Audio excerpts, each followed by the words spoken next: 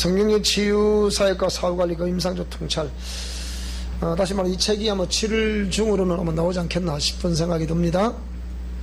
그런데 아까 우리 선생님과 함께 식사를 하기 전에 이제는 언젠가 보니까 우리 계속 구독하는 사람이 60몇 명이 그렇더만 오늘 그 100명이 거의 다 됐더라고요. 보니까 93명? 4명? 93명. 여러분들도 우리 교인들이 구독 신청을 해서 이제 잘 들어야 되는데 우리 교인 구독한 사람 보세요. 우리 교인들 구독을 안 하는데 여러분 저희 가지고 있는 사람들은 이게 여러분 중요합니다. 왜 그러냐면 요즘은 SNS 시대이기 때문에 지금 시대에서는 사람들이 얼마나 이 내용이 뭐 좋고 안 좋고 그걸 따지는 게 아니에요. 구독을 얼마나 많이 신청해 놓냐 그게 중요하거든요. 사실요. 그 정도로 이제 구독 신청을 해놓으면 올리면 물론 이제 동영상을 올리면 우리 미션 코라운데서 동영상을 올리면 바로 뜨는 그거는 있죠. 듣고 안 듣고는 여러분들이 또 그 이유 문제인데 수많은 시청자들은 그 구독 신청이 얼마 되냐 그걸 그냥 많이 보거든요. 그래서 스마트폰 가지고 계신 분들은 다 구독 신청을 할 수 있기를 바랍니다. 그랬고 사실 우리 미션 코라운데들도 전부 다 그래 하진 않았는데 어떤 사람 묻더라고요. 그저께 어떤 사람 전화 와서 하는 얘기가 목사님 그 선교 회원이 되려면 어떻게 해야 됩니까? 이렇게 묻더라고요. 선교 회원은 한 달에 5,000원씩 이상 기부하는 사람들이 선교 회원이 됩니다. 그러면 우리 미션 코라운데에서 나오는 모든 책들을 다 100% 무료로 보내드립니다. 그러니까 그러세요? 그러더라고요. 계좌번호 갖게 달라고 그러더라고요. 근데 계좌번호 제가 못 외워서 못 갖게 줬어요. 자, 일단 이번 다음 달에 7월 중으로 아마 책이 나올 거라고 보고요. 일단은 그래도 자, 성경의 치유사역과 사후관리과 임상적 통찰.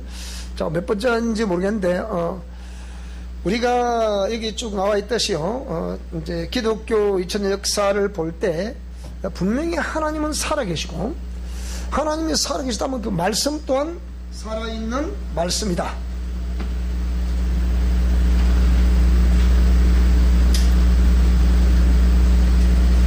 자, 말씀 또한 살아있는 말씀인데, 그래서 그 말씀으로 이렇게 명령을 하고 그렇게 하게 되면 악한 영들이 막 떠나가게 되는, 그래서 우리가 눈으로 볼 수가 있죠. 진짜 그렇습니까? 진짜 그렇습니까? 하는 분들은 언제든 제가 부르면 오기만 하면 볼 수 있습니다. 그 목사님 보고 싶어요. 그럼 제가 정할 때 빨리 오시면 볼 수 있습니다. 축사는 그때 축사가 이루어지기 때문에 제가 언제 그걸 보고 싶은 분들은 언제 오세요. 오는 그날에 볼 수 있습니다.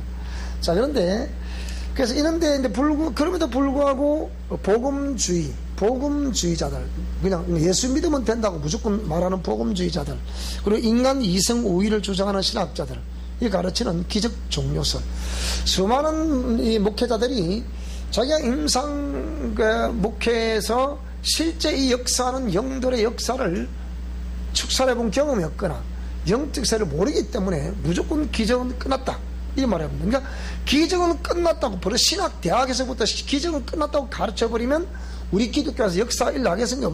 안 일어나겠습니까? 그거 일어날 수가 없어요. 그렇게 가르치는 목사로부터 그렇게 가르치면 돼. 자, 따라합시다. 교회에서는, 예수님 안에서는 기적이 일어날 수 없습니다. 말도 안 대답도 안 하네. 근데 기적이 실제 일어나요, 안 일어나요? 일어난다 이 말이에요. 그런데 신학 대학에서 이렇게 가르치니까 그 기적이 일어날 수 있다 없다? 그럼 그 가르침을 받은 이제 훗날 목사가 됐겠죠. 그럼 그 사람들에게서 기적이 일어날 수 있다 없다? 없습니다. 그러면 교회 예수 믿을 필요가 없어요. 그러면 우리는 무더니도 하나님께로부터 얼마든지 기적이 일어날 수 있다고 보는 거예요. 표적이 일어날 수 있다고 보는 거라니까요. 무엇에 의지해서? 하나님의 말씀에 의지해서 기적은 지금도 일어날 수 있다고 보는 거란 말이에요. 이걸 사람들이 신학 대학에서부터 기적은 일어날 수 없다, 기적은 끝났다 하고 가르치면 어째 기적이 일어나겠습니까? 상식적으로. 그리고 기적이 일어난다 하더라도 그 기적을 일으키시는 주님을 믿지 않고 또 하나님 말씀대로 하지 않으면 기적은 안 일어납니다. 근데 여러분이 하나님의 살아계심을 믿고 그대로 행하면 기적은 일어납니다. 여기에 우리 교회 나오시는 분들 치고 이 기적을 안 보신 분들이 있냐고요. 몰라. 우리 이덕주 우리 성도님 네 분은 기적을 보셨나 안 보셨는지 모르겠어요. 근데 이미 가정에서도 보혈사 하다가 기적을 보셨잖아요.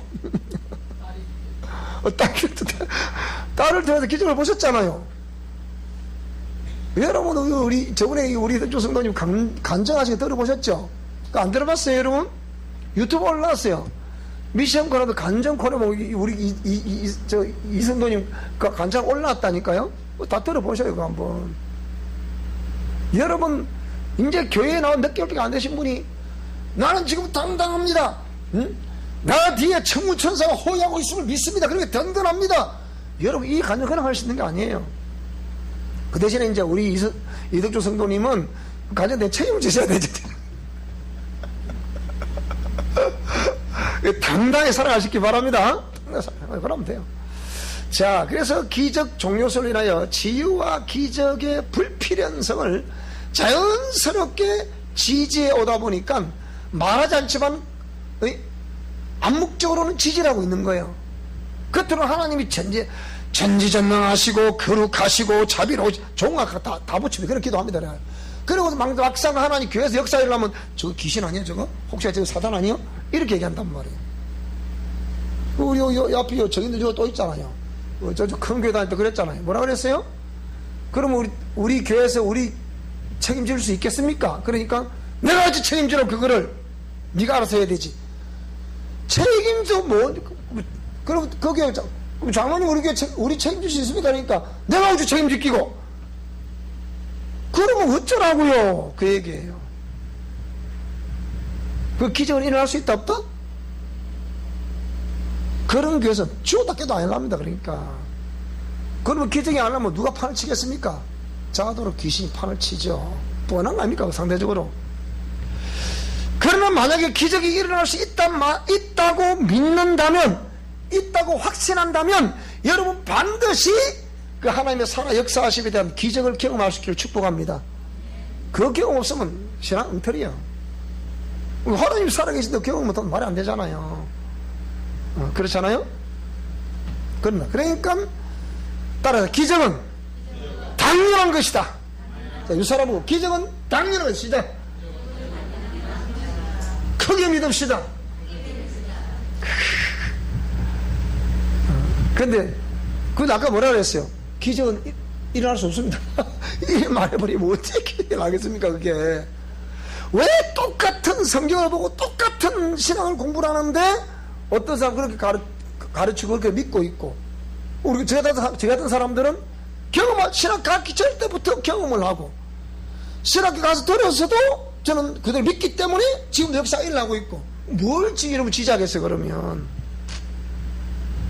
하나님이 살아계시기 때문에 기적은 얼마든지 지금도 일어날 수 있다. 그걸 믿어야 되잖아요. 그죠? 자신이 없으면 아멘도 안 나옵니다. 그냥 거기 까도 또 안 나오고 그래 됩니다. 그래서 기적의 불필연성, 기적 종료설 때문에 기적의 불필연성 자연스럽게 지지해왔다. 그게 소수의 성령 사역자들에 의하여서 치유사역의 명맥을 겨우 유지해왔다. 그나마 사역자가 변화되지 않고 그 내담자 성도들이 변화되지 않기 때문에 그 모습을 포기해버리거나 오히려 안티 세력으로 등장하고 있는 것이 치유사역의 현실이다. 그러니까 처음부터 치유와 축기사역 자체를 거부해왔다. 그러니까 치유와 축기사역 자체를 거부하면서 항상 예언사역을 좋아하죠. 그러다면 상대적으로 성령사역을 주장하면서 이렇게 자신이 없으면, 영적 세력을 모르고 자신이 없으면 항상 예언사역을 하기 시작합니다. 예언사역 거의 엉터리다 보면 그게 맞아요.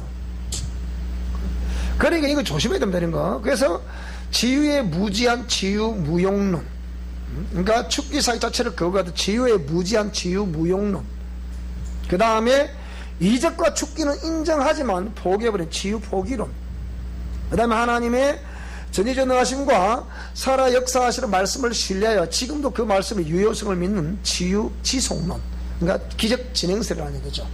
등 세 분류로 나눌 수 있다. 우리는 그럼 지금 뭘 믿는다는 거예요, 지금? 우리는 기적 지속론을 지금 믿는 겁니다. 치유 지속론을 믿는 겁니다. 기적 진행설을 믿는 겁니다.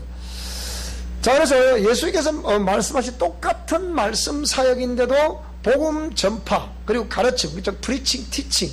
3대 사역이 프리칭, 티칭, 힐링이라고 그러는데, 그러니까 전파하는 것과 가르치고 양육하는 것과 그 다음에 치유하는 것, 이게 3대 사역이라고 그러는데, 이 중에서 프리칭, 티칭, 즉 말하면 복음을 전파하고 가르치는 것은 말씀 중심이라고 말하는데, 유독 치유하는 것은 말씀 중심이 아니라는 거예요. 이게 또 이념 놀라운 게 또 그게 아직 인식이 돼 있어.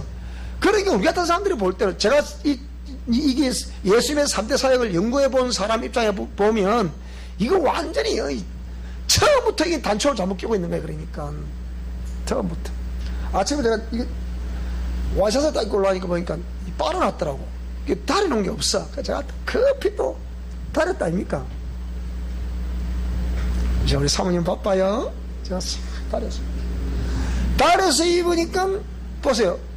너무 깔끔하게 좋냐고. 근데 꼬질꼬질꼬질해 입고 와봐봐요. 그럼 목사님 너 저것도 안 다뤄주는 모양이다. 또 그렇거든요. 그러니까 이게 어떤 거는 말씀 사이라고 하는데 왜 이런 말씀 사이를 하지 않냔 말이지. 그러면 예수님이 복음도 전파하셨고 가르치셨고 치유도 하셨는데, 그럼 치유하셨으면 치유하셨다. 그것도 말씀 중심으로 해야지. 그래 안 그래요? 기록된 말씀에 치유가 있으면 치유를 해야 될 거 아닙니까? 쉽게 얘기하면. 왜 그건 동의를 안 하냐고. 그 치유는 끝났다는 거예요. 그래가지고 무수많은 조직신학자가 다 그렇게 얘기를 한다니까요. 그러니까 신학의 핵심이라 부르는 성경을 조직적으로 가르치고 있다는 이게 조직신학 분야에서 이미 치유는 끝났다 하고 말해버리니까 이제 모든 목회자들이 치유는 끝났다고 배우고 나오니까 안 한단 말이에요. 그러니까 그게 치유는 말씀 중심이 아니다. 그러니까지 이제 귀결이 된단 말이에요. 우리는 치유는 말씀 중심이 아니다. 말씀 중심이다. 그러니까 연구를 안 해보고 자꾸 그 소리 한다니까요. 성경에 쫙 연구를 해보시면 알아요. 하버드 대학에서는 약 72%가 예수님의 3대 사역 가운데 72%는 치유 사역이다. 그렇게 말한다잖아요. 제가 조사를 해보니까 그 관련된 용어를 구사한 걸 쫙 뽑아보니까 73.85% 나오더라고. 그러면 적어도 70% 이상은 뭐라고요? 치유라, 치유. 교회에서 가장 강력하게 해야 될 게 치유고, 가장 많이 설교해야 될 게 치유고, 그렇잖아요? 설교의 3분의 2는 치유에 관한 설교를 해야 된다 이 말이에요. 쉽게 얘기하면. 그런데 1년 내내가 활동이라 1년 내내가요. 그러니까 어째서 교회에서 기적이 나겠냐 이 말이지. 무슨 말씀이 되죠, 그죠? 자, 그래서 똑같은 말씀 사역인데도 복음 전파와 가르침의 두 영역은 말씀 사역의 정석으로 여겨 충실히 수행해 왔지만, 치유 사역은 학설과 교리대에 자신을 은폐시키고, 자 보세요. 학설과 교리대에 딱 숨어서 다 이래 있는 거예요. 이래서 뭐라고요? 자신을 은폐시키고 영적 세계와 영적 존재의 무지, 영적 전투의 무경험을 인하여 철저히 부정해 왔던 것이다. 한동안에는 귀신을 쫓아낸다 해서 귀신파라 그랬어요. 한동안에는. 누가 그랬냐? 귀신을 못 쫓아내는 사람이 귀신을 쫓아내는 사람을 귀신파라는 거예요. 못 쫓아낸 그 사람이 귀신파입니까? 쫓아낸 그 사람이 귀신파입니까? 이거 생각해보자라고. 쫓아낸 사람은 귀신파가 아니잖아. 대적으로 쫓아내는 건데 그거 어째 귀신파고. 못 쫓아낸 그게 귀신파지. 그래 안 그래 이러고 상식적으로. 하다보다 열난했다 하다 보니까.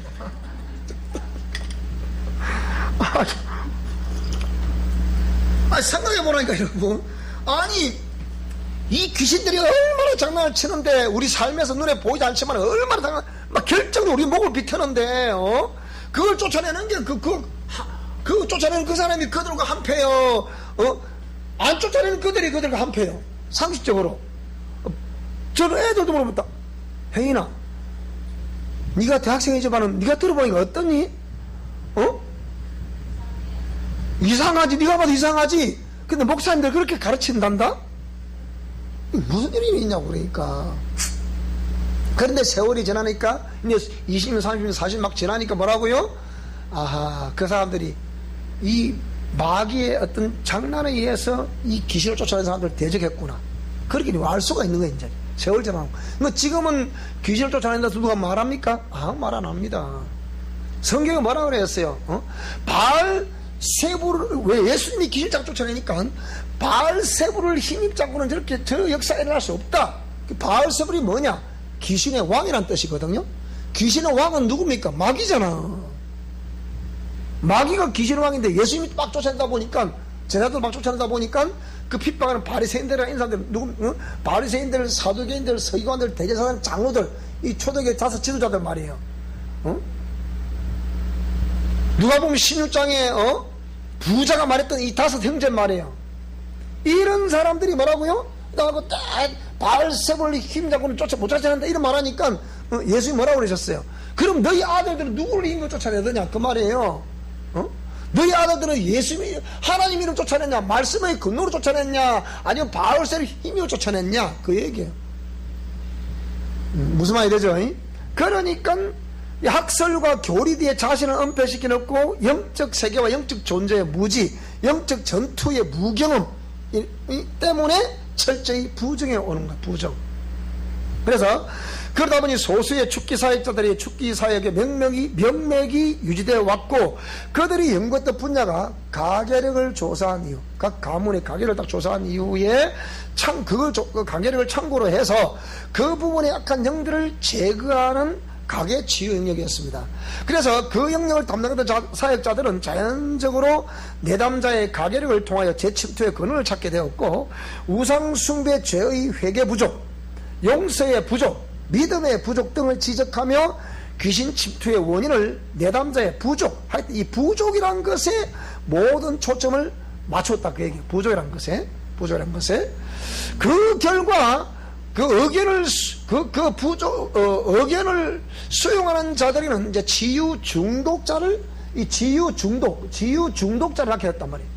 동의하지 못하는 자들은 치유를 비판하는 안티 그룹으로 등장하게 되었다.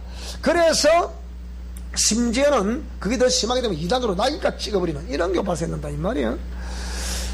본인이 임상에서 철저히 경험했던 근 37, 8년 동안에 이 사역을 해오면서, 우리 제 아들이 와 있지만은 저 아이들이 어릴 때부터 다 봤잖아요. 우리 아들을 업고 우리가 대구를 개척을 갔거든요. 저놈 걸리고 큰 아이 걸리고 업고 대구를 갔잖아요. 그래 그걸 가서 개척할 때인데 지하교회에 누가 사람이 있습니까? 사람이 없어. 그런데 어느 초신자가 왔어요.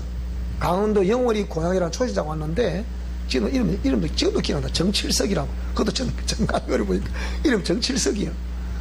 그런데 이번 게 눈이 딱 깔아보고 누가 봐도 저는 저거 이상하다 싶은 사람이 있잖아요. 그죠? 눈이 우리 교사만 딱 꺼내 이러면 온 거예요. 동그랗게 해가지고. 그래서 우리 제가 보면 알잖아요. 야, 이소민 너 누구야? 그러니까 이게 뭐라냐고. 야, 말도 못하겠네. 야, 17놈아 이러는 거예요. 이놈이 17공 이해가 안 되지. 무슨 말이지 그죠? 뭐 알아서 정리하세요. 그냥 야 17놈아 내보고 이러는 거예요. 이게 어디 있었냐. 그래요. 맞죠. 그걸 다 우리 아이들이 다 봤잖아. 어릴 때부터 다 본 거거든요. 우리 저는 아이들이 어릴 때 방언도 다 하고, 어릴 때부터 꼬마리 둘이 하고, 우리 집사람하고 둘이서 넷이서 집에서 가정 예배하고 막 방에다도 막 같이 해보자. 랄랄랄랄랄랄랄랄. 지금 눈에 선해요. 그런데 그런 사람이 막 쫓아가니까 그걸 아예 다 봤잖아요. 그러니까 이 제사장 가족들랑 이게 무서운 거예요. 그러니까 이게 아무것도 아닌 것 같지만 억수로 무서운 거예요. 그러니까 그걸 다 보고 자랐잖아요. 그러니까 그래서 이런 누가 뭐라 그래도 경험을 한 사람들은 다 알게 되잖아요. 그래서 본인이 임상에서 철저히 경험했던 가계 치유의 결론을 잡으세요. 결론인 축기 영역이, 잡으세요. 가계 치유 결론인 축기 영역에서 드러난 문제점. 이거는 뭐냐? 예수님의 이름 앞에 쫓겨난 악한 영들은 뭐라고요? 재침투 문제. 악한 영들의 재침투 문제. 이게 좀 가장 큰 문제. 이 문제가 재침투 문제가, 이 문제 가장 큰 문제라. 재침투 문제가 100% 재침투가 이루어진 이라고 얘기해요. 제가 논문에 저 뒤에 나옵니다. 가장 그래도 막 그 정도면 됐다 싶을 정도가 3년, 안 그러면 5년, 어떤 사람은 18년 걸린 사람도 있었어요. 그냥 이렇게 제가 실사하는 건 아니라니까요. 그러니까 100% 이루어진다는 것이고, 결정적으로 사역자와 내담자 모두가 뭐가 된다고요? 변화가 안 된다는 것이에요. 문제는 이거예요. 이제 변화가 안 된다는 것이다. 변화가 안 된다는 것이다. 그러나 무엇이든지 모든 그 해답은 어디에 있다고요? 성경에 있다. 그래서 이 문제에 관한 본인은 영성치유 원리를 깨달을 때까지 약 30년 이상이 걸렸다.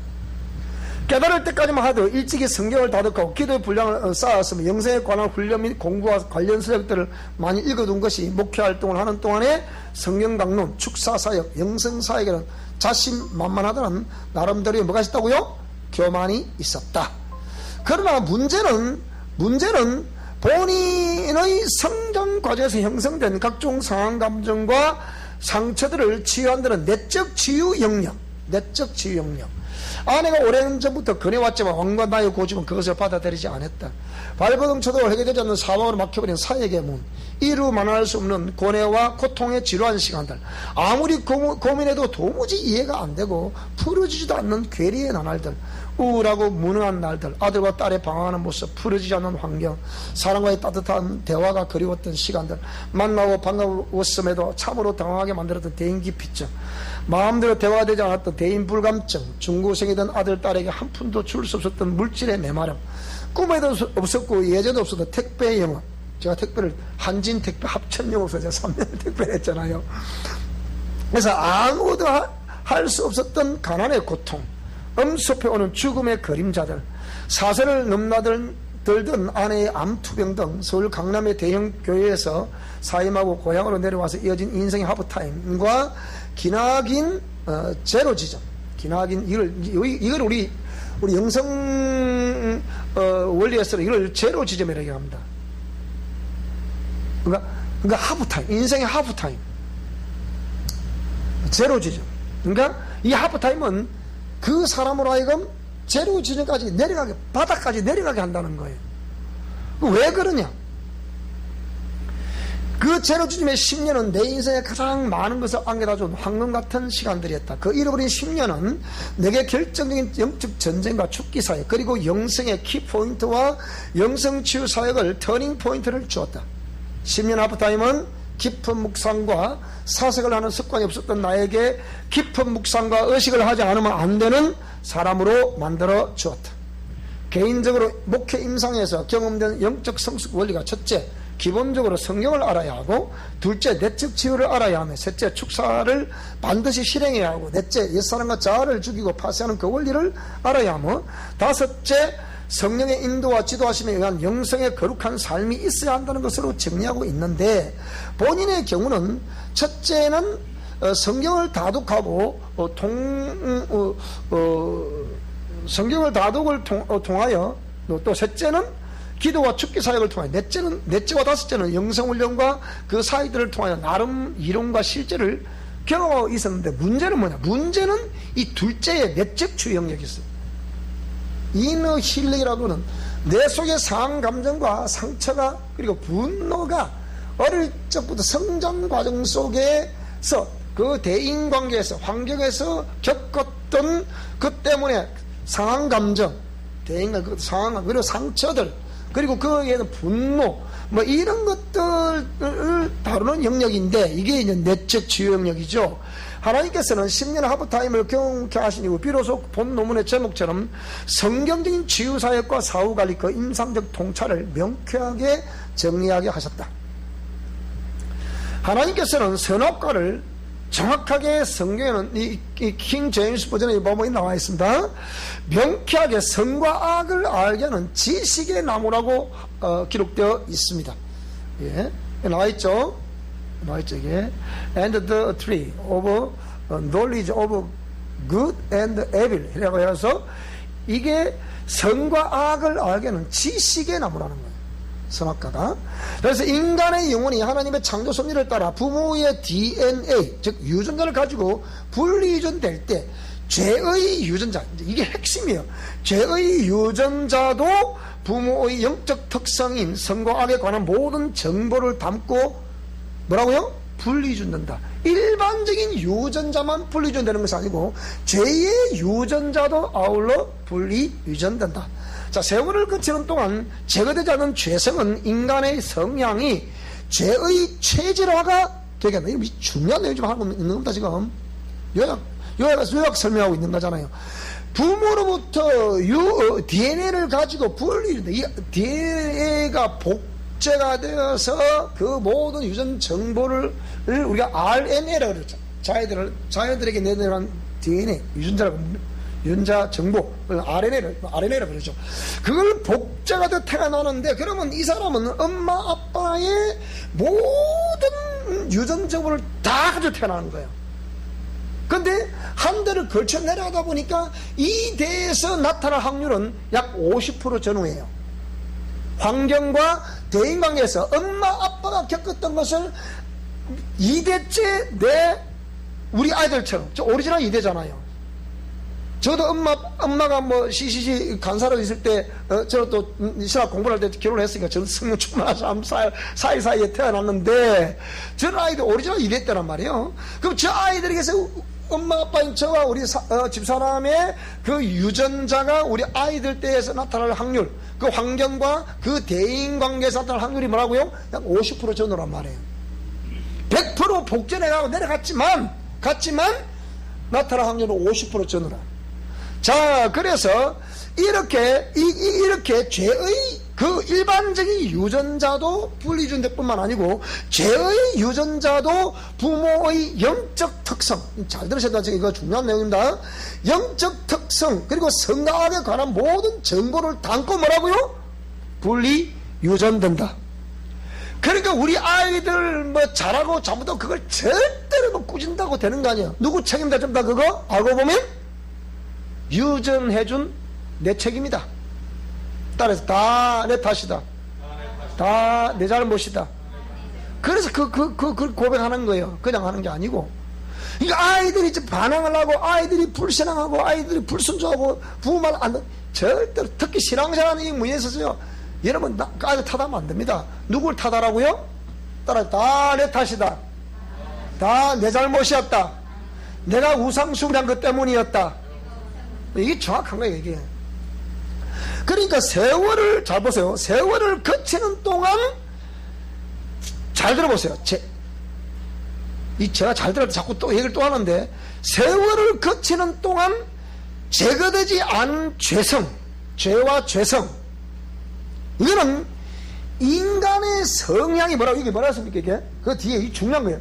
인간의 성향이 죄의 체질화가 되게 한다는 거예요.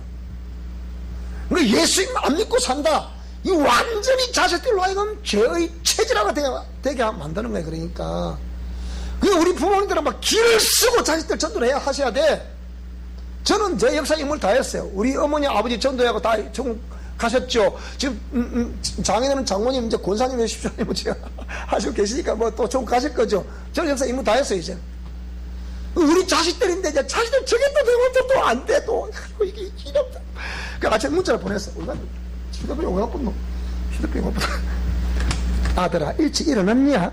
그런데 아버지 오늘 오해 가야 되는데요. 그래. 그래서 알았다고 봐. 나 아니란 줄 알았다 이가. 오해 왔잖아.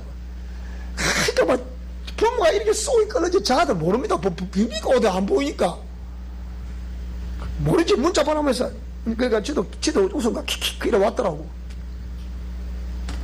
그러니까 세월을 거치는 동안 제거되는 죄와 죄성은 인간의 성향이 뭐라고요? 그대로 놔두면 제거되고 놔두면 죄의 체질화가 되게 한다. 이렇게 해서 이 죄를 뒤집어 쓴 채 태어난 사람을 다름 아닌 뭐라고 한다고 이게? 그걸 뭐라고 한다고요? 다름 아닌 바로 옛사람이라 한다 이 말입니다. 그게 바로 옛사람이라 이 말입니다. 죄를 그대로 가지고 태어난다 그 얘기요. 그러면 죄를 그대로 가지고 태어나면 이 사람 밖에 놔두면 그대로 놔두면 이게 죄의 종로를 하겠습니까? 안 하겠습니까? 하나님 말씀대로 하겠습니까? 죄의 종로를 하겠습니까? 이게 놔두면 생각해 보라니까요. 이 중요한 거예요. 특히 성장 과정에 부모가 자식들에게 비추인 그 모습은요, 아이들은 그걸 보고 자기 자아상을 그리는 거예요. 심리적으로는 자아상을 그리는데, 그러면 엄마 아빠가, 그래서 우리가 그러잖아요. 하다 보면 싸움은 안 할 수가 없는데, 절대로 싸움할 때 절대로 아이들을 보라면서 싸우지 마라. 어디 가서 저 벌판에서 들어가 싸우고 오래 가서 그냥 싸우고 와라. 그냥 가서 야 이 미친년 깜탱이야, 야 시끄러워 지금 어디로 웃으면서 럴러 이라고 들어오시라 이 말이. 왜? 그거는 아이들이 그걸 보고 자아상을 그리기 때문에, 나도 우리 아빠를 닮아야지, 우리 엄마를 닮아야지 생각하는데, 제 아버지가 막 과음이나 지르고 썩이나 내서 막 그냥 이래서 하면, 딸이 볼 때도 나는 저런 아빠는 저런 아빠처럼 저런 남자는 절대 안 만나야 되겠다, 그런 생각 하겠어 안 하겠어요? 그러면 아들이 볼 때는 이가 우리 엄마 같은 사람 내가 안 만나야 되겠다 생각하겠어 안 하겠어요? 바로 그거라니까요. 자, 그리 되면 결론적으로 우리가 결국은 그 아이들에게, 그런 현재 아이들의 그 자아상을 누가 심어준 거예요? 부모가 심어준 거라니까. 아이들이 그거 좀 이제 의식이 깨어있는 지혜와 총명이 있는 아이들은 그걸 모습 보고서 나는 절대로 저렇게 안 할 거야. 제가 그랬다 했잖아요. 우리 아버지가 하도 그 술을 많이 드시고, 막 우리 어머니, 아니죠. 우리 어머니 아니고, 우리 아버지하고 우리 형님들은, 우리 어머니도 아니죠. 보통은 아니죠. 술을 먹었지만 나도 술을 먹어봤잖아요. 그러니까 내가 술 안 먹은 거 아니라, 저도 술 먹어봤어요. 먹어본다. 저는 옛날에 진로 소주 반병 이상을 못 먹겠더라고. 먹으면 홍황 하는 거야, 이게. 그래서 반병 이상 못 먹었는데, 근데 나는 반병만 먹어도 홍황 하는데, 우리 형님들이, 우리 아버지는 그게 무슨 남자의 무슨 대단한 권위가 되는 마냥, 난 그래도 술 내가 지고는 먹고 내가 마시고는 간다, 때문에 또 이러고 또 마시고 또 내가 그래도 교회를 나오니 내가 다시는 내가 술을 먹으면 내가 손 장일 치더라. 응? 그리고 나 위에는 내가 어른들 내말할 수 없고, 나 밑으로 술만 먹게 먹어. 이놈의 새끼들 확 그냥 막 그런 생각했거든요. 그런데 어른들이 또 아이들 또 딱 그게 옛날 양반 가문에 그거라고 한잔 해라. 어이 스탑 그만해. 그러고 내가 한동안 또 그런 것 때문에 내가 고민인지 몰라. 왜 어른들이 자꾸 한잔 하라 하는데 스탑 이러니까 이것도 한문도문도 아니고. 그래가지고 제가 이 가문에 이걸 차단시켜 보려고 그렇게 애를 쓰고 힘쓰고 해도 안 되더라고. 그게 얘는 무서운 겁니다. 이게 무서운 거예요. 그래서 바로 이 옛사람이 뭐라고요? 악한 영들이 재침투하게 되는 주된 통로 원인이 되는 거란 말이에요. 그 원인이 거기 있단 말이에요. 성경은 모태에서 내가 조직이 된다. 죄 중에 나를 잉태했다. 시편 149편 13절에 보니까 모친이 죄 중에 나를 잉태했다 이렇게 돼 있잖아요. 51편 5절에 이렇게 돼 있고, 모태에서 139, 13 모태에서 나를 조직했다 이렇게 말했단 말이에요. 모태에서 나를 조직했는데 어떤 존재로 조직했다는 거예요? 그 모든 그 부정적인 유전자를 다 전부를 줘서 태어나게 만든다 이 말입니다. 그럼 이 아이들 자는 어찌 되겠습니까? 안 시켜도 제 종목 너무 잘하는 거야. 여러분 이게 지금 무서운 이론을 이제 말하는 거예요. 지금 이거는 무슨 이론이라니까요. 따라합시다. 나당대에는 잘 몰랐기 때문에 이 당했어도 우리 자녀들 때에는 절대로 당하지 말게 해야 된다. 그러니까 기를 쓰고 우리 부모님들은 기어야 되고 이걸 끌어내야 됩니다. 무슨 말씀이 됩니까? 기를 쓰고 정말 기를 쓰고 내 평생에 우리 자식들을 위해서 이걸 계속 성령의 검을 사용하고 이 통로를 꺼내두고 회개를 해야 됩니다. 그래서 아까 이거 그냥 해놓은 거 아니에요. 왜 수많은 사람들이 이걸 서울의 유명한 대형교 다니는 사람들도 요걸 딱 보고서 이게 어디서 한 거냐, 이게 어디 살 수 있냐, 서점만 파냐 그러더래. 그게 수십 건씩 나간다고 이게 지금. 그래서 다시 재판했잖아요 이게.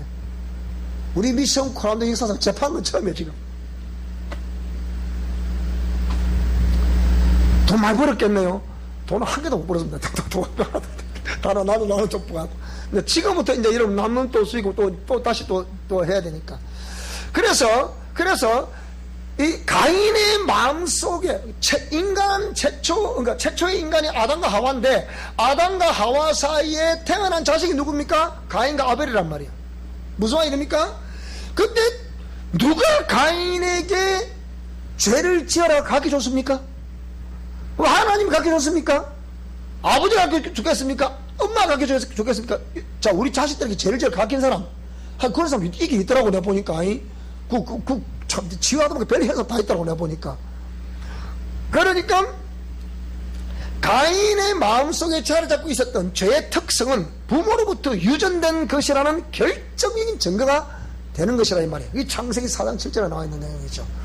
범죄한 인간은 이긴 자의 종이 되는 것이 맞는 말씀이란 말이에요. 사도 베드로서 2장 19절 뭐라 그랬어요? 진자는 이긴 자의 종이 된다는 거예요.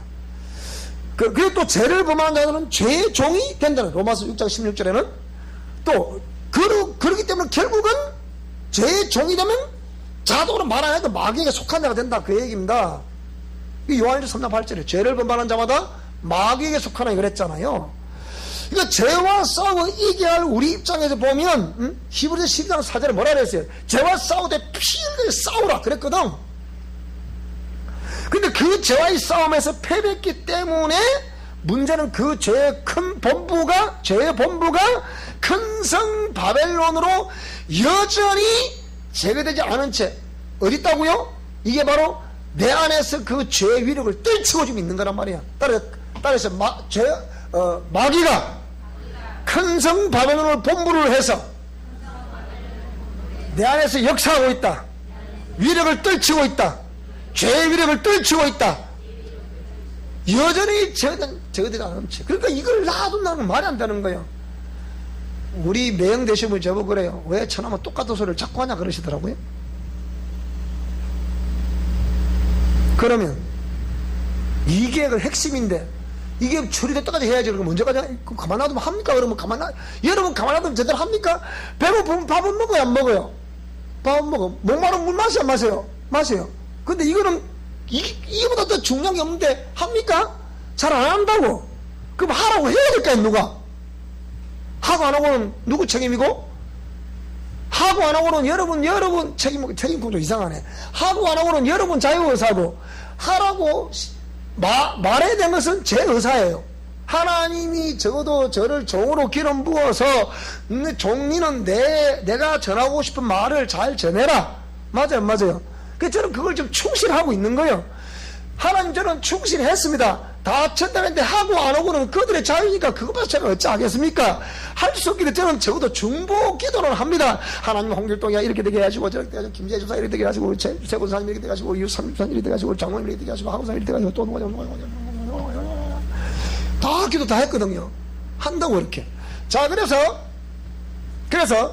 그 죄의 위력을 떨치고 있었기 때문이라고 말합니다. 그래, 큰 성 바벨론으로 있다. 그러므로 창세일의 아담으로부터 분리유전되어 왔던 육신의 DNA와 영적 DNA는 본인이 원하든 원치 않든 자신의 세포 속에 박혀 그 특성을 유감없이 나타내고 있는 것이란 말이에요. 자, 그래서 축기 사역자들이 귀신의 재침투 문제 영역에 봉착하게 되자 또 다른 괴리에 빠져버리게 된 것이에요. 그래서 축기 사역은 절대로 끝날 수가 없다. 왜? 그 옛사람 죄의 통로가 되고 있는 옛사람의 수를 제거하지 않으면 절대로 이런 귀신은 재침투할 수밖에 없다. 100% 재침투합니다. 과거에 내가 어떤 걸 경험했다 해서 지금 그때 내가 싸워 이기는데 더 이상 침투 안 할 거다. 천만에 세포 속에 박혔다 그랬잖아요. 그래서 싸워 이게 끝까지 하셔야 돼. 그 축기 사역들이 이렇게 봉착하게 되다. 이렇게 죄가 몸에 배어 습관화되고 체질화되어 부모의 특성과 함께 자녀들에게 DNA를 통하여 유전되어 세포 속에 박혀 있으며, 오랜 그걸 박힌 상태로 제거하지 않고 오랜 시간을 걸쳐 자연스럽게 죄와 너무나 친숙한 말과 행동들, 여러분 생각해 보시라고요. 그런가 안 그런가? 죄와 너무나 친숙한 말과 행동들이 귀신의 인격化되어 있는 나의 존재를 성경은 이걸 뭐라 한다고? 이걸 바로 옛사람이라고 말하는데, 그래서 이 옛사람을 어쨌다고요? 옛사람을 죽이라. 또 옛사람을 벗어버리라. 어떤 때는 죽이라는 것도 있고 어떤 때는 벗어버리라는 것도 있습니다. 왜 그럽니까? 죽이라고 하는 것은 행동의 근거가 되고 있는 자아를 파쇄하라는 것이에요. 죽이라는 것은. 그리고 벗어버리라는 것은 뭐냐? 죄와 친숙한 행동들인 옛 습관을 교정하라, 벗어버리라, 이 말입니다. 무슨 말씀이 되십니까? 이해되죠? 이게 이렇게 설명을 너무 잘해주는데도 또 못 깨달으면 또 할 수 없고 못 잡히고 뭐 세포는 그 모든 것을 뭐라고요? 기억을 하고 있는 거예요. 따라 세포는 기억하고 있다. 기억되어 있으니까 자 보세요. 기억되어 있으면 이 뇌에도 기억되어 있는 거잖아요. 그러니까 뇌도 세포니까 뇌 세포거든 이게. 그럼 기억되어 있으면 그대로 움직일까 안 움직일까? 이제 기억되어 있다 하면 기억되어 있는 대로 움직인단 말이에요. 그래서 여러분이 기도할 때 반드시 자네 운이라 손을 잡아서 나의 감정처리를 붙들고 낙하던 데는 떠나갈지다. 나를 연약하게 만든 것들은 예수로 떠나갈지다. 잘못된 지식은 삭제될지다 하고 자꾸 그걸 없애야 돼. 이렇게 죄와 죄성향의 종로로 타는 모든 것들은 예수로 떠나 명령해야 돼. 이렇게. 그래서 우리가 요 기도문 저 뒤에 가보면 선포 기도문에 나와요. 뒤에 가보면 그 나오죠, 그죠? 그 대직기도 다 나오죠, 그죠? 어떻게 기도를 다 나오잖아요, 하나에 전부 다. 이 책은 무서운 책입니다, 알고 보면. 그래서 유전자를 통해서 치명적인 방법으로 영혼을 지배하고 있는 사단의 역사는, 잘 들어보세요. 머리가 책을 많이 읽고 머리가 좋은 이지적인 사람은, 잘 보세요, 철저하게 인본주의 중심 사고 체계를 통해서 움직이게 만드는 거예요. 그 다음 감정적인 사람들은 들끓는 감정을 제어하지 못해 폭발을 시키거나 또 표현하지 못하거나 정신체계가 연약하도록 해서 죽여버리는 거예요. 그리고 의지인 사람들은 너무 적극적이어서 일을 그르치게 하거나 소극적이게 해서도 죽여버리는 거예요. 제가 이게 그냥 연구한 게 아니거든, 이게요. 제 평생 이걸 연구하는 거니까. 응? 기독교 2000년사는 깊이 다뤘어야 할 죄의 문제는 너무 가볍게 다뤘으며 구원의 문제는 너무 쉽게 다뤘던 결과 예수를 믿는 믿음을 고백하고 선포하면 모든 죄사함을 얻게 된다는 이신칭이, 믿음으로 얻게 된다는 이신칭이, 그리고 그렇기 때문에 우리의 죄가 누구에게 전가되었다? 예수님께 전가되었다. 전가교리. 그걸 역사할 수밖에 없는 거예요. 자기는 전혀 하려고 하자고. 누가 다 감당하셨다? 따라 예수님이 다 감당하셨다. 나는 믿으면 된다. 입술로 빵긋빵긋 하면 된다. 그게 기독교 말하는 교리랑. 그러니까 이 세상 밖의 사람들은 우리보다 더 못한 인격을 교회에서 가지고 있으니 그 나오겠냐고, 그 사람들이 생각해 보라고요. 여러분, 그렇게 말하는 그 사람들도 실제는 그걸 의의 기준으로 삼으니까 문제가 되는 건데, 어저께 시골에서 들어오는데 저 부동산 집사님이 지난번에 간장장 하고 왔잖아요. 지난주에 전화 왔어요. 뭐라고 하냐, 자기가 가게를 오픈한 지 두 달 됐단 말이에요. 가게를 오픈한 이래 이렇게 골탕 먹이는 고객이 하나 딱 등장했는데, 이게 뭐 교회 권사래. 그래야 다 목사님 말씀 내가 너무 이해가 되더라는 거예요. 왜? 얼마나 이 사람은 부동산 전문가입니까? 이 사람 지금 공인중개사 국가자격증을 취득해서 가게를 오픈을 해서 지금 사하고 전문가인데, 니는 틀리고 내 말이 맞다 그러더래. 이거 사람 환장하는 거예요. 이거 국가의 세법이 이렇게 바뀌었고, 경기도 지구가 어떤 지구로 묶여 있고, 어때서 어찌되고 저찌되고, 뭐 서울 강남 3구는 지금 이제 토지 허가제, 주택 거래 허가제, 드디어 보세요. 이제 국가주의로 간다 그랬잖아요. 보세요. 드디어 국가에서 허락을 막 해줘야 딱 집도 팔 수가 있어. 지 맘대로 못 판다가 지금은 또 못 사. 또 국가에서 허가를 해줬네. 그 허가제야. 태영호 씨든 강남구 지금 허가제는 고시했다니까 지금. 근데 부동산 가격이 또 올라가더라, 안 올라가더라? 나오자, 또 올라가더라, 지금. 저도 신문을 이만큼 끌어 해놨어요. 이제 뭐, 집에서 언더라인 해갖고, 내가 뭐래서, 이제 뭐 언더라인 해갖고, 이거 딱 붙여놔야 되겠다. 다 보라, 싹 다 보라고요. 어떻게 지금 세상이 돌아가고 있는지. 전혀 몰라, 그걸. 그러니까, 이렇게 우리가 얼마나 지금 세상 돌아가는 이 상황을 바라보면서 기독교의 현 위치, 그리고 내가 지금 어떤 위치에서 어떻게 내가 그리스도인으로서 행동을 해야 될 것인가, 이게 지금 다 방향이 지금 없는 거예요. 방향이. 교회가 지금 갈팡질팡하고 있는 거예요. 방향이 없으니까. 근데 이런 내용들을 철저히 알면, 보세요. 머리가 좋은 사람은 머리 중심으로 살게 만들어 죽여버리는 거야. 그래서 그대로 가는 거라. 그게 본능적인 머리거든요.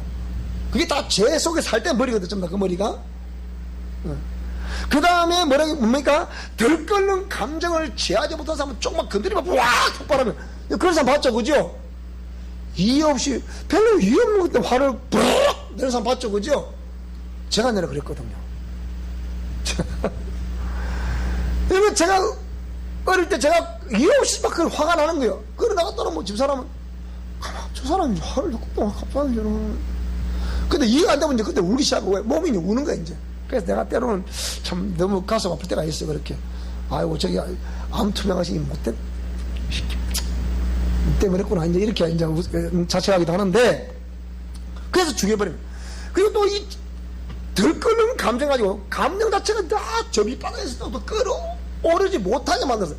감정을 끌어올려가지고 자기 그 어떤 감정을 표현하고 이래야 되는데, 이걸 완전히 발휘하지 못하고 눌러가지고 정신체계가 연약하더라도 또 죽여버린단 말이에요.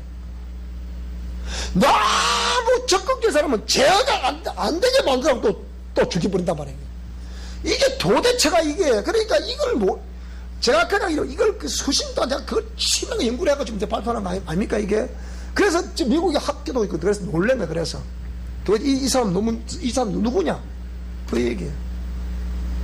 저 위에, 제가 원래 교수했던 그 지도자한테 지금 뭐라고 그러느냐? 왜 이 논문을 빨리 안 주냐? 그거 내보 그래요.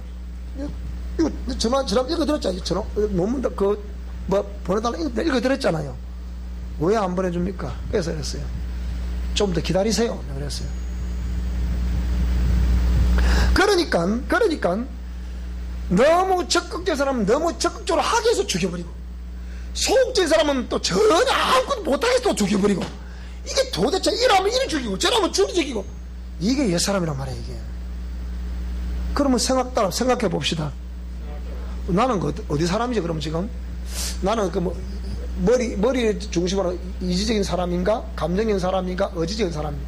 나는 그럼 감정적인 사람이다. 그럼 너무 감정이 들끓어서 문제인가? 너무 안 돼서 문제인가? 그 생각해 봐야 돼. 다 이거 생각해 보셔야 된다니까요? 따라 생각해 봅시다. 답답하면 저한테 물어오세요. 제가 가르쳐 드릴 테니까. 뻔합니다, 이거. 그래서 여러분 지도자가 이걸 수십 년 연구를 해서 이걸 발표를 하고, 수많은 목사님들 발표를 하고, 또 사회자 발표를 하는 이런 제가 있는데, 여러분이 저한테 안 묻는다. 이걸 따라 실행을 안 한다. 이건 강 큰 사람입니다, 여러분들. 실제적으로. 강 큰 사람 실제 간이 크다고 그러대요. 제가, 우리 집사람 보고, 당신은 간이 클 거라. 실제 가면 간이 크대, 제가. 간이 크니까 강 큰 행동한다 그러더라고요. 자, 기독교 2000년사는 깊이 다뤘어야 할 죄의 문제는 너무 가볍게 다뤘으며, 구원의 문제는 너무 쉽게 다뤘던 결과, 예수를 믿는 믿음을 고백하고 선포하면 죄사함을 얻게 된다는 이신칭의, 그리고 정락교로 역사로 왔다. 그래서 이 원리로는 옛사람과 자아를 처리할 수 있다 없다? 절대 없습니다, 이놈. 안 됩니다, 이놈. 그렇다면 과연 이 옛사람과 자아를 죽이고 깨뜨릴 방법은 없을까? 그저 고백, 그리고 선포, 심리상담, 정신분석, 각종 테라피, 토술, 아버지 치유, 내면의 치유, 상황감정 치유, 대학의 치유, 가게 치유, 죽기 사역한다고 처리될 수 있을까? 생각해 봐야 된다는 거예요. 그러니까 그 다음에 이러한 지혜 완성에 대한 질문들의 해답은 그로 인한 부정적인 에너지는 어느 정도 약화시킬 수 있을지 몰라도 근본적인 옛사람의 제거는 안 된다는 거예요. 그래서 미션 코람데오는 그 제거 원리를 지금 제시하는 거예요. 원리가 뭐라고요, 이게? 미션 코람데오에 여기 나오잖아요, 이게. 제시하는 영성 원리는 뭐라고? 영성, 네 종류의 영성 영역이 있다. 실천 영역이 있다. 그것은 지구촌에 존재하는 인생이라면 피할 수 없는 숙명적인 삶의 영역, 환경 나왔어. 삶의 영역이 첫째 환경, 둘째 대인관계, 셋째 물질관계, 넷째 건강관계. 이걸 피할 수 있습니까? 태어난 인생이라고 한다면 아무도 피할 수 없는 거예요. 거기서 뭐라고요? 이 네 영역에서 적용해야 할 구체적인 6가지 영성 실천 방법으로는 첫째 뭐라고요? 직명, 둘째 수용, 셋째 침묵, 넷째 영분별, 다섯째 예습관 교정, 여섯 번째 영적 경계선 설정. 이걸 차례대로 착착착착 적용이 되게 돼 있어요. 해보면. 그러니까 이걸 설정하라는 것이란 말이에요. 그렇게 해보라는 것이란 말이에요. 그래서 이 원리를 적용하려면 성령님이 우리 영혼에 오셔야 하고, 그러려면 정결한 영혼이 되어야 됩니다. 정결한 영혼이 되어야 된다. 그래서 그런데 복음주의자들은 예수님을 영접하기만 하면 성령님이 우리 영혼에 오신다고 일방적인 주장을 하는 거예요. 일방적인 주장을. 신앙 고백은 반드시 삶으로 증명해야 된다. 맞아요, 안 맞아요? 맞잖아요. 신앙 고백은 해놓고 삶으로 증명 안 하면 그 누가 그 사람 믿는다고 하겠냐 이 말입니다. 맞잖아요. 그래서 신앙생활은 본론 내용이 있어야 되고 의전이 있어요. 의전에 형식이 있어야 되고 내용이 있어야 되는 거예요. 그래야 신앙생활은 성립이 되는 거예요. 그러면 형식이 뭡니까? 형식은 예배입니다. 예배, 기도, 말씀, 묵상, 전도, 성도의 교제. 이 가장 교회 나오면 기초적으로 신앙의 기초 배우면 이거는 전부 다 의전이에요. 의전. 그걸 의전이라고 그래요. 그게 형식이에요. 형식. 근데 우리 지금 와서 예배들이 이런 형식도 있으면서 이 형식을 행하는 동안에 말씀을 듣고 기도를 하고 찬양을 하고 전도를 하고 성도의 교제를 나누고 성경 묵상을 하고 이런 것들을 통해서 우리는 뭡니까?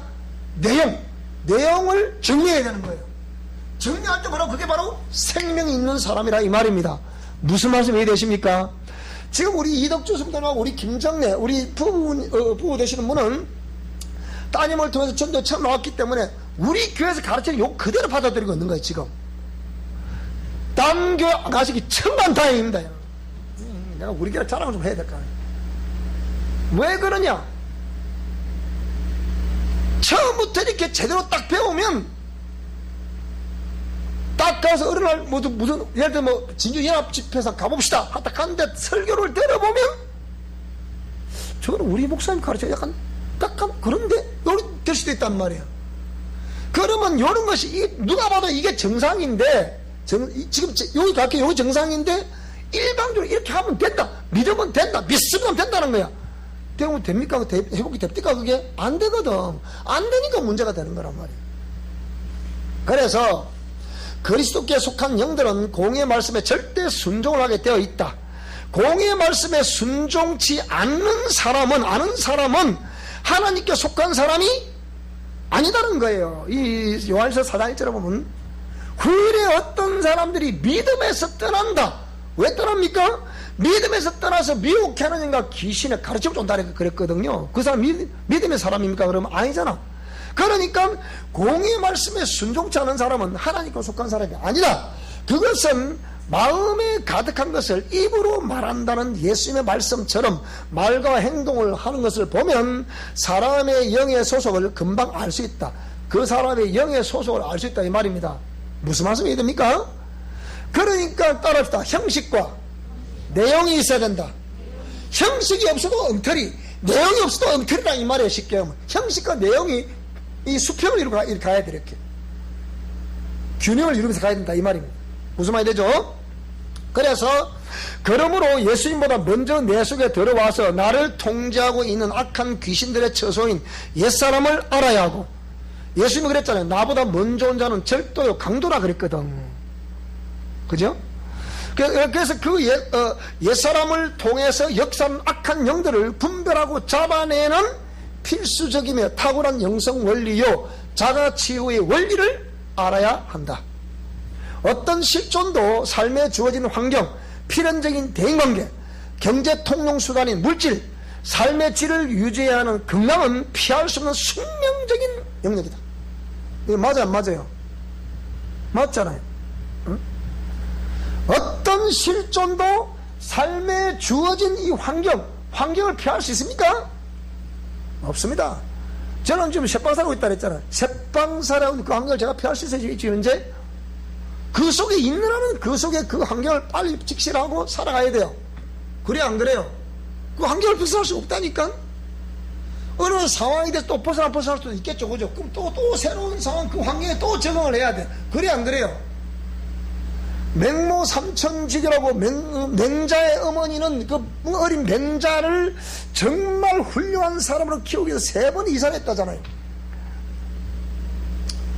하도 막 시장가에 가나 그 아침 새벽부터 그 시장 통해서 막 싸우는 소리 막 그냥 골라야 골라 이 소리. 그러니까 맹자가 그걸 다 보고 와서 골라 하니까 아 이거 안 되겠다 이거 안 되겠나 이거 그랬다잖아요. 보세요.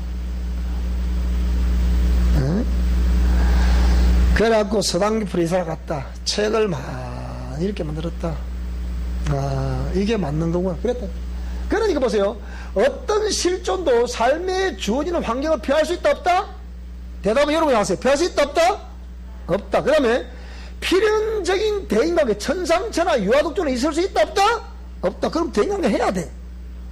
잘 들어야 돼. 그 다음에 경제 통용 수단인 물질 있으나 없으나 살 수 있다 없다? 그러면 원시시대로 돌아가야 돼요. 있을 수도 있다 할 수 있습니다.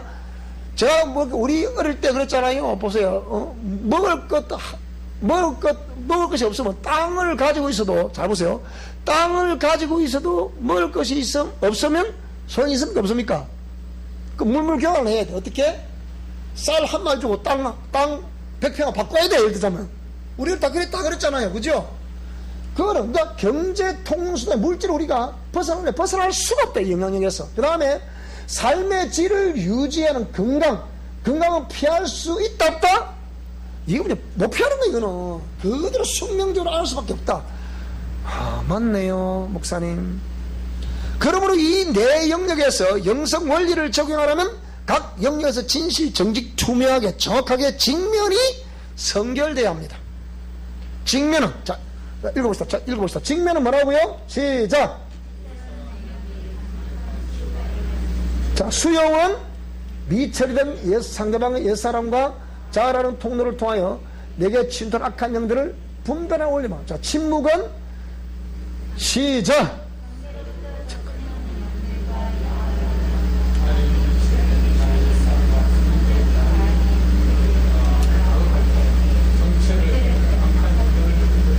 그럼 영분별은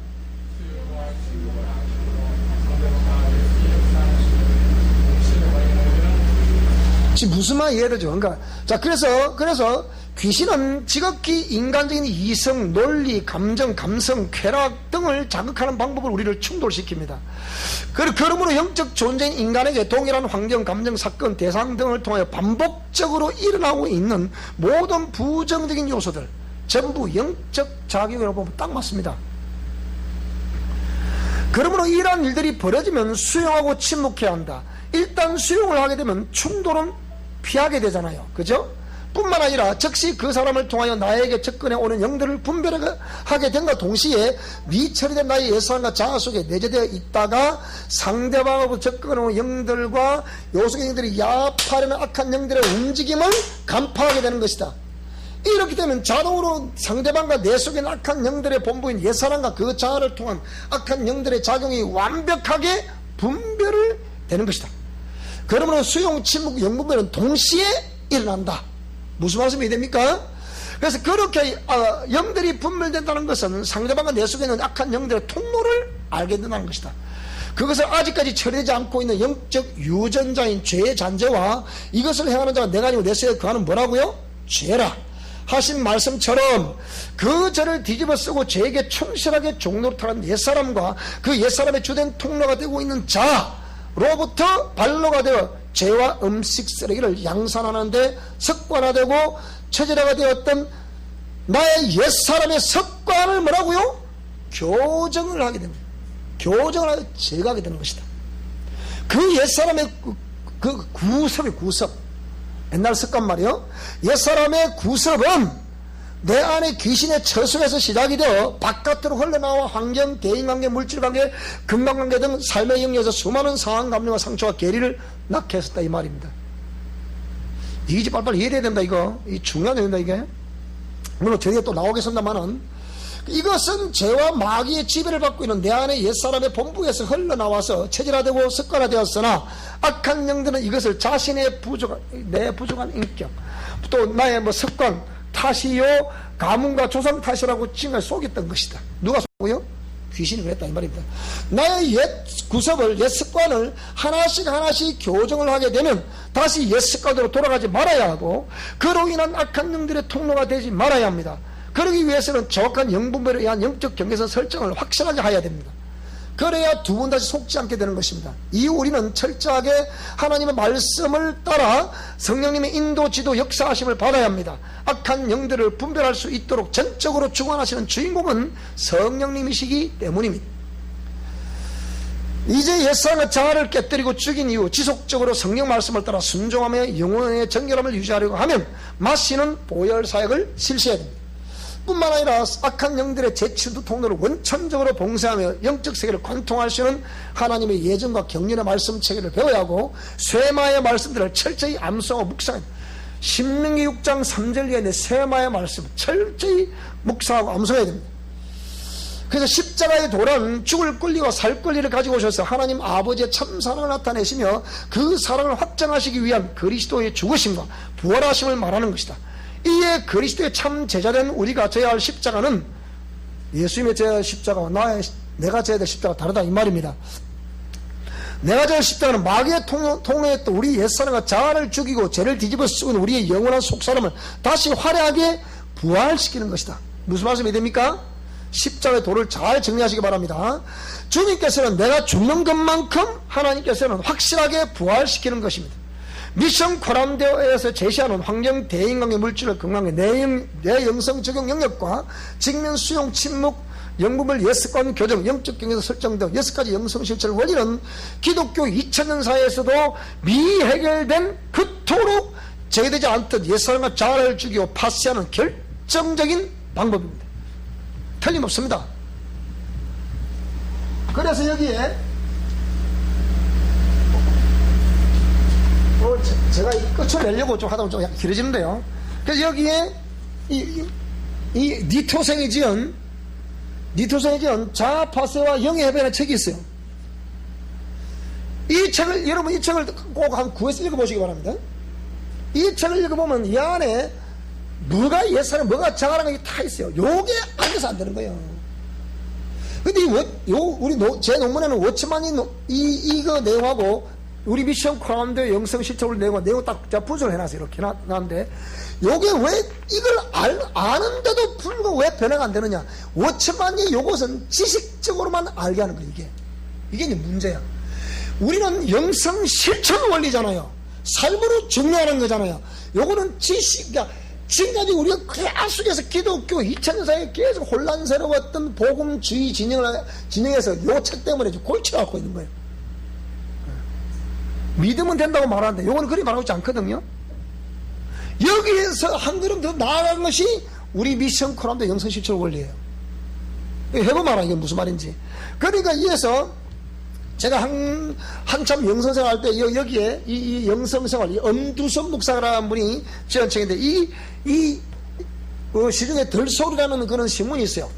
그런데 그 엄두선 목사, 한국 최초교회 개신교 수도원 원장이었던 엄두선 목사, 이분도 참 제 영성생활한테 많은 영감을 주었습니다. 이런 분들이. 그러니까 이런 것이 우리 6가지 영성실천 원리는 이게 옛사람과 자아를 죽이고 파쇄하는 결정적인 방법을 제시하고 있는 거예요. 그게 여러분 목사가 이걸 강조를 하고 이걸 제시하고 있다. 여러분 정말 우리 하나님께 감사해야 된다. 이걸 문제는. 그러니까 각종 치유와 악한 영들의 재침투 원인을 종결할 수 있는 성경적인 치유 방법이다 이 말이에요. 이게 그리고 내 영혼을 경건하고 거룩하며 맑고 아름다운 정결한 주님의 정원으로 가꾸는 탁월한 방법이 여기 있습니다. 가만히 보면 이게 보면요, 여러분 오늘 이 동영상은 또 들어보세요. 이 무슨 소리를 하고 있는지요. 그대로 읽고 있으니까 지금. 그래서 분명 다시 오시는 예수 그리스도의 아름답고 정결한 신부가 되게 하는 참고서고 빛나고 깨끗한 교과서를 말하려니까 교과서는 성경인데 왜 그걸 교과서를 합니까? 또 이렇게 또 말하거든. 지금 이게 지금 성경에서 나온 내용이지 뭐 제가 얘기해서 나오는 겁니까? 그게 아니잖아요. 그거는. 그러니까 빛나고 깨끗한 세마포를 챙겨 입게 만드는 마지막 작업이 우리 미션 코람도에서 우리 교회에서 지금 진행되고 있는 거예요. 이거는. 자, 그래서 성경적인 치유사역과 사후관리, 그 임상적 통찰 마지막 읽어보겠습니다. 시작. 그리스도의 보혈의 피로 정결케 된 내 영혼의 잃어버린 영광을 되찾고 하나님께 온전히 영광을 돌려드리는 충실한 도구가 되어 세상 속에서 그리스도의 소금과 빛이요 향기와 편지가 되며 그리스도의 정결한 신부로서 빛나고 깨끗한 세마포를 챙겨 입고 영원한 신천신지 시활하셨다니죠. 그리스도와 더불어 세세토록 영생하며 여호와 하나님의 영광을 노래하게 하는 탁월한 원리가 될 것이다. 이게 요약할 것입니다. 이게 다음부터는 이게 뭐 감사가 지난번에 우리 감사가 일을 했죠. 이제 목차가 나오는데 이제 목차부터 읽어보고서 다음 시간에 요거부터 이제 강의를 쭉 하도록 하겠습니다. 이제 본론으로 들어가게 되니까 이렇게 해서 이제 전개가 되겠구나. 그러니까 어떻게 제가 수십 번 연구한 것을 이게 차근차근히 우리 교회에서 이 강의를 할 텐데 이것을 그렇게 해서 강의가 이렇게 나왔구나. 이걸 그대로 이런 우리 동영상 우리 박사 논문 이게 동영상은 이게 또 묶어놨거든요. 우리 여러분이 구독 신청해 놓으면 이거 탁 들어가면 그 다음 게 2편 나오고 3편 4편 쭉 나옵니다. 그래 해놨거든요. 그래 되죠, 그죠? 그래 되거든요. 그래 되니까 여러분 이거는 우리 교인들은 꼭 이거 구독 신청을 들어보셔야 됩니다. 근데 그래서 목사님이 저렇게 피를 토하듯이 설교를 하는구나. 그걸 알 수 있게 되는 거예요. 안 그러면 주소를 또 하고 그러지. 이리 생각한다니까요. 그래서 여기 이게 목차는 또 다음에 하겠습니다. 고맙습니다. 이제 그만하고 오늘 여기까지 하도록 하겠습니다. 하고